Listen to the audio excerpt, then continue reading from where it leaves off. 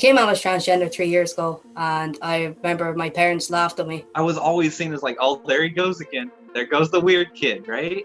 When there is no enemy within, the enemies outside can't hurt you. What you put in the world is what you're going to get back. So. Yes. Exactly. So to start, what does the word self-care or self-love mean to you? To me, self-care or self-love is kind of the way a person treats themselves based on their mental health, their well-being, how much time they give to themselves, and how much they actually just truly appreciate themselves and love themselves, like their inner self and outer self.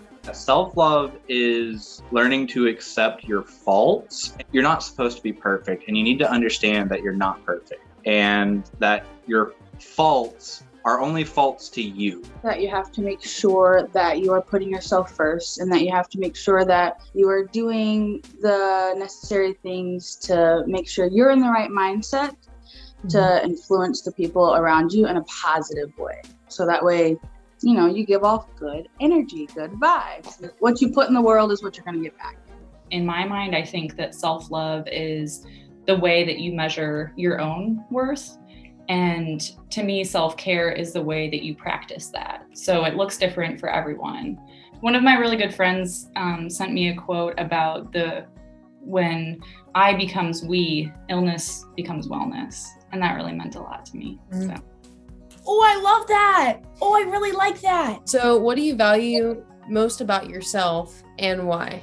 My best attributes is my ability to be genuine in any given circumstance. I like to make sure that I'm thorough when I'm like expressing emotion and that people understand what I really mean. I would probably say my integrity. For me, integrity means remaining true to yourself, but also trying your best to be a good person through all of the adversity in life and the really hard situations that we go through.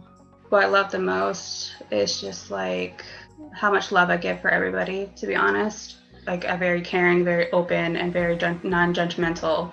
Honestly, the thing I value most about myself is strength, like my inner strength. I came out as transgender 3 years ago, and I remember my parents laughed at me. I told my mother, I was like, look, Mom, I'm transgender. I'm like, if you don't accept it, there's so much I can do. I was like, I'll pack my bags, I'll move out, but you have to know that this is me.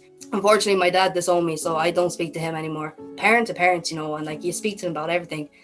I remember my dad kind of walked out and he said that like he's not gonna support me, that I can get by on my own. I remember just thinking to myself like, oh, this is hard to go through. But then I always remembered like my mindset, and I would always have the mindset that I'm doing this for myself, not to impress him. At the end of the day, like I got more stronger by the day, and I just learned to love myself for who I am, and that's that. Like nobody could take that away from me. And I on social media now, I do have a very big supportive group, which I am more than thankful for. Like that's good in a way. Have you ever valued someone else's opinion about you more than your own, and why? Growing up, like through my teen years, I always was worried about like what my peers would think of me. I was always considered the weird kid. I was always seen as like, oh, there he goes again. There goes the weird kid, right? I try to value the positive opinions when I think negatively about myself in that situation. I think it's more towards people I look up to. I think it's more like my mom and my late great-grandmother, because they were such strong women and they have such willpower, and they've gone through so much. Especially with my mother, she had, oh my gosh, this woman had 3 types of cancers. The first one, she wasn't supposed to survive at all. She had 30%, 40% chance of living. And the doctor was like, if you didn't come in within an hour, she would have. Wow. I get like really teary up because when I talk about her. I value 2 people's opinions. First of all, my mother, she always told me growing up that life is too short to hold back, so just live it. And then my best friend, he actually also used to tell me that you only live one life and you're living it for yourself, not to impress anybody else. So do the things you want to do and be happy for yourself. When there is no enemy within, the enemies outside can't hurt you. So I think that when we love ourselves and when we are confident in who we are, other people's opinions won't matter. Would you say that sometimes you're too hard on yourself or too demanding? Every single day was met with, I should be doing this, but I'm not. I have to be doing this, but I can't, and I'm a failure because of it. Now looking back, I'm like, hey, obviously that's not healthy. That's that's really poor for my self-love. Yeah, hindsight's always 2020. It's gotten a lot easier for me to recognize that 100% one day is not 100% the next day. I can be very hard on myself. Like, there are days I still think to myself, like, should I have stayed the way I was before? But then I also think as well that, like, this is my mental health and my happiness over everybody else's, and I'm living life for myself. And I think that's what everybody needs to know, is that, like, you should live your life for yourself, not to impress other people, you know? Absolutely. Yeah, I think it's really important to have people, regardless of if it's family, it's awesome if it is family, that support you and that love you, especially on days where you don't feel like you love yourself. You know, being able to call somebody and be like, am I okay? And have them be like, yes, you're killing it. I am so bad at trying to be a perfectionist and trying to make sure everything is on schedule or everything's going how it's supposed to be, and it sometimes is what stresses me out. So it's the positive feedback from people that keeps me level-headed. I am my own worst critic in that department. It sounds like you're the type of person that's going to walk outside after a huge downpour, and instead of saying, oh my God, look how mushy and gross the ground is, you're like, the crops are going to be amazing this year. Oh my goodness. You're very like me. The flowers. Yeah. Think of them. Yeah. I think the that's exact great. same way.